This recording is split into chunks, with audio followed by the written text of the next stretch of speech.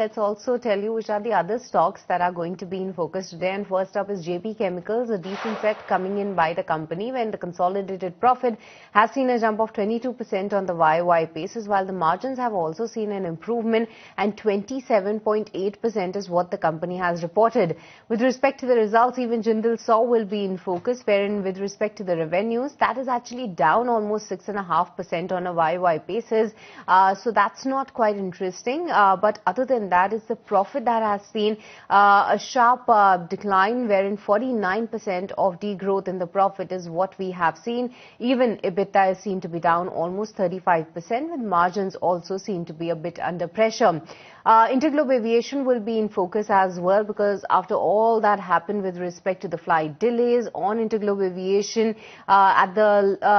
towards the fag end of 2025, it is DGCA now coming in action, wherein they have come out with a penalty of just 22.2 crores for all the disruptions that airline was seen to be facing, while they have also said that the airline will have to furnish a bank guarantee of 50 crores as well.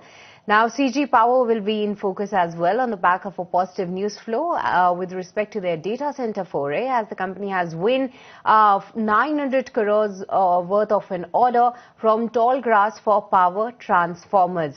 And GR Infra will be in focus as well, as they have come out to be the lowest bidder for 487 crores worth of project from NTPC for BESS in Maharashtra. Engineers India will be in focus as well, as they have signed a deal agreement valued over 350 million with Dangote Group and Chambal Fertilizers. Lastly, let's watch out for this counter on the back of completion rescheduled of the technical ammonium nitrate and weak nitrate acid project that is there in Rajasthan. The company is citing delays caused by the EPC contractor, so not a great news coming in from Chambal Fertilizer.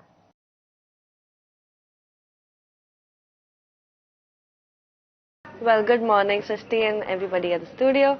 This is my list of stocks in news to watch out for in today's trading session.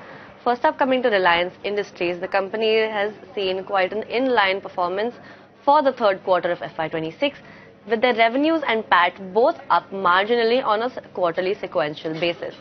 Similarly, HDFC Bank, also with a performance in line with street expectations, they have seen net interest income up almost 6.4%, while PAT and asset quality actually has been flat on this counter.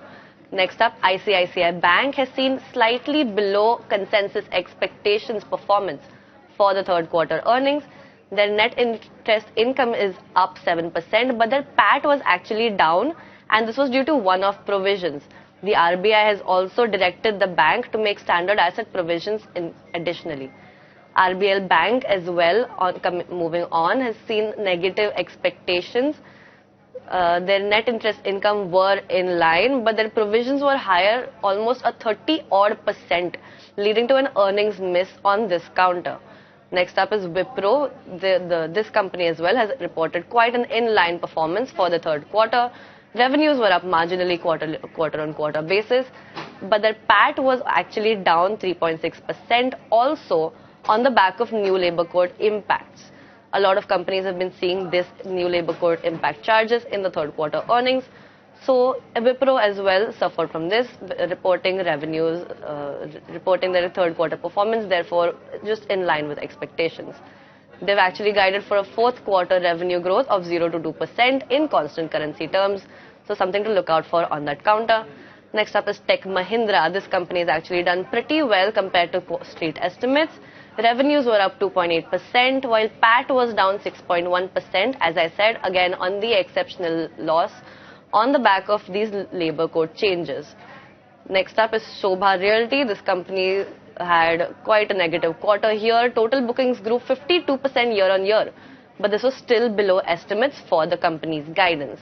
Next up is, and revenues all as well on this counter were down 23% year on year. PAT also down almost a 30-odd% year on year basis.